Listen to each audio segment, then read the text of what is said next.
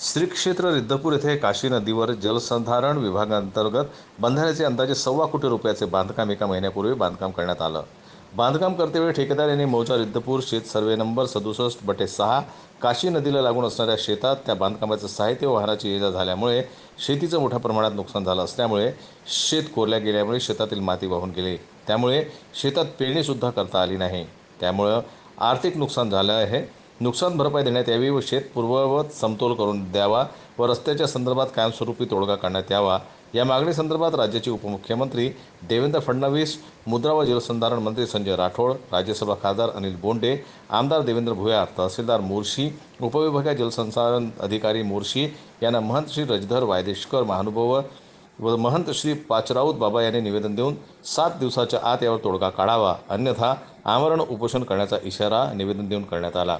ज्यावेळी ठेकेदार यांनी बंधाऱ्याचे बांधकाम करण्यास सुरुवात केली, आमची संमती न घेता हे काम करण्यात आलं. या संदर्भात उपविभागीय जलसंधारण अधिकारी मोर्शी यांच्याकडे दिनांक 20 जून रोजी लेखी तक्रार करून काम थांबवण्याची विनंती करण्यात आली होती. परंतु हे काम पूर्ण करण्यात आलं. पूर्वी नदीकडे पलीकडे जायला दुसरा रस्ता होता, परंतु आता बंधारा झाल्यामुळे याच शेतातून बैलगाडी, ट्रॅक्टर, इतर वाहनांची ये-जा सुरू आहे. हे शेत महानुभाव स्मशानभूमी म्हणून सुद्धा वापरण्यात येत आहे. त्याकरिता मनाई केली असता वादविवाद होण्याची शक्यता आहे. या सर्व गोष्टीला जलसंधारण विभाग मोर्शी जबाबदार आहे, असा आरोप निवेदनकर्त्यांनी केला आहे. त्यामुळे शेतपूर्वीसारखे माती टाकून समतोल करून देण्यात यावे, आर्थिक नुकसान भरपाई देण्यात यावी व रस्ता संदर्भात कायमस्वरूपी तोडगा काढण्यात यावा. जर 7 दिवसाच्या आत या मागण्यासंदर्भात तोडगा काढण्यात आला नाही तर महंत राजधर वायदेशकर महानुभाव व महंत श्री पाचराऊत बाबा यांनी दिलेल्या निवेदनातून आमरण उपोषणाचा इशारा दिलेला आहे.